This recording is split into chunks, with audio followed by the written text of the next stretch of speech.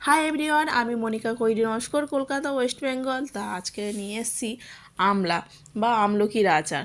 তা আমি হচ্ছে কি এই ভিডিওটা অনেকের অনুরোধে, আমি একটা দাদা ভাইয়ের অনুরোধে আমলকির আচারটা কিভাবে করে সেইটা আমি রেসিপিটা আজকে দেবো তার অনুরোধে। অনেকেই আমাকে এই কমেন্টসটা করেছিলে যে আমলকির আচারটা রেসিপি দিতে। তা অনেক দিন পরে আমি দিচ্ছি। তা আমি হাঁড়িতে একটা জল বসিয়ে নিয়েছি, আমলকিগুলো ভালো করে ধুয়ে নিলাম। ধুয়ে নিয়ে কি বলো তো, আমি সিদ্ধ করব না, সিদ্ধ করলে কি হয় আমলকির যে প্রোটিনটা সেটা নষ্ট হয়ে যায়।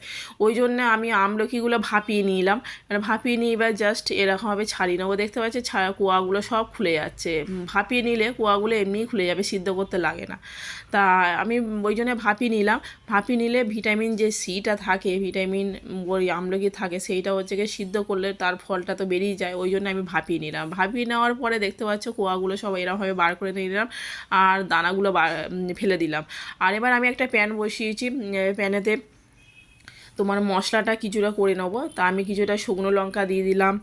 আর একটু এইটা আচারটা হবে টক ঝাল মিষ্টি আচার।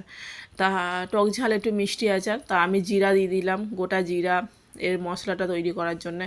শুকনো লঙ্কা, গোটা জিরা, কিছুটা মৌরি নিয়েছিলাম। আর খেতে কিন্তু খুবই টেস্টি হয়েছে। তা আমি গুড় দিয়ে বানাবো আজকেরে। আর হচ্ছে কি এদিকে ধনিয়া দিলাম, আর মেথি মেথি ধনিয়া আর কালো গোলমরিচ। গোলমরিচ আমি এগুলো সব ভালো করে একটু গরম করে নেবো। গরম করে নেওয়ার পরে আমি মেথিটা লাস্টে দেবো, কেন মেথিটা দিলে তিতো হয়ে যাবে। ওই জন্য আমি প্রথমে দিয়ে দিলাম ধনিয়া আর মৌরি, গোটা জিরে, গোলমরিচ আর শুকনো লঙ্কা। ভালো করে প্যানে একটু গরম করে নেব হালকা এতে, যেন পুড়ে না যায় সেই মতন মশলাটা গরম করতে হবে। মশলাটা পুড়ে গেলে কিন্তু তিতো হয়ে যাবে, তাহলে আচারের যে স্বাদটা সেটা হচ্ছে গিয়ে বেস্বাদ হয়ে যাবে, কিন্তু খেতে ভালো লাগবে না। এবার মেথি দিয়ে জাস্ট আমি মশলাগুলো আমার গরম হয়ে গেছে, আর মেথি দিয়ে আমি জাস্ট নামিয়ে নেব। নিয়ে এবার হালকা আমি একটু মিষ্টিতে আমি গুঁড়ো করে নিলাম। গুঁড়োটা হচ্ছে কি হবে পুরো পুরো মিহি না, একদম গোটা গোটা একটু থাকবে, দেখতে পাচ্ছ। আর আমার পুরো মশলাটা আমার রেডি হয়ে গেছে।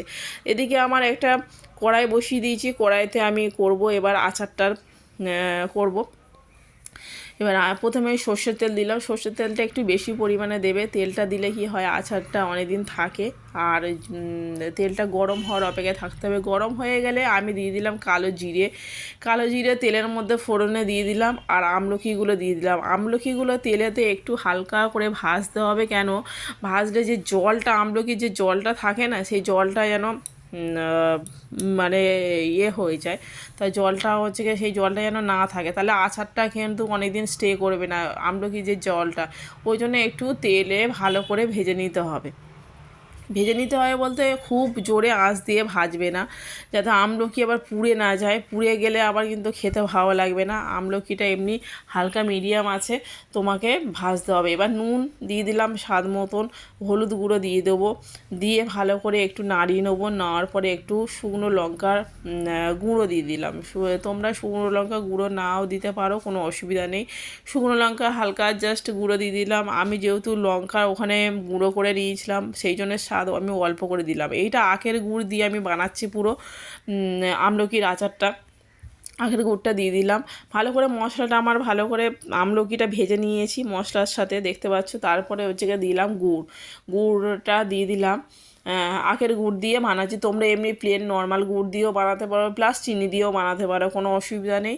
তা আমলকিটা আমার দেখতে পাচ্ছ কতটা এবার একটু ফোটাতে হবে, কেন গুড়ে থেকে একটু জলটা তো বেরোয়, সেই জলটা মানে যত গাঢ় হবে, গাঢ় হলে, আর আমলকিগুলো তো সব এমনিতেও বয়েল করা ছিল, এমনি সিদ্ধ মতন হয়ে গেছে, কেন ওটা তো ভাপানো ছিল, সিদ্ধ করতে বেশি লাগে না।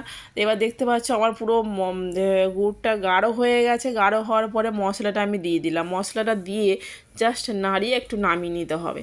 আর খেতে কিন্তু অসম্ভব সুন্দর হয়েছে। তোমরাও বাড়িতে এইভাবে ট্রাই করতে পারো যারা যারা জানো না, আর আমাকে রেসিপিটা চেয়েছো, তাদের জন্য অনেক অনেক ধন্যবাদ। অনেক দিন পরে আমি রেসিপিটা বানানোর চেষ্টা করছিলাম, কিন্তু বানাতে আর টাইম হয়ে উঠছিল না বলে দিতে পারিনি। আর আমি একটু অল্প করে 1 চামচ ভিনিগার দিলাম, কেন এটা ফাঙ্গাসটা যেন না ধরে আর অনেক দিন আমলকির আচারটা স্টে করে, তাই জন্য ভিনিগারটা দিলাম। ভিনিগারের বদলে তোমরা লেবুর রসও দিতে পারো, 1 চামচ লেবুর রসও দিতে পারো। আমি ভিনিগারটা দিলাম। এবার আমার রেসিপিটা হয়ে গেছে আমলকির আচার। পুরো সম্পূর্ণ তৈরি হয়ে গেছে, দেখো কত সুন্দর দেখতে হয়েছে। আর এইটা হচ্ছে কি প্রথম দিন বানিয়েছে, তারপরের দিন খেতে না অসম্ভব সুন্দর লাগে, আর মশলাটা এমনি মজে যায় না, খেতে অসম্ভব সুন্দর লাগে। কেমন লাগলো জানিও বন্ধুরা। আর আমার এই ভিডিওটা একটু লং হয়ে গেছে, লং না হলে দেখাতে আমি পারবো না, তা ওই জন্য কেমন টাটা, সবাই ভালো থেকো সুস্থ থেকো, টাটা।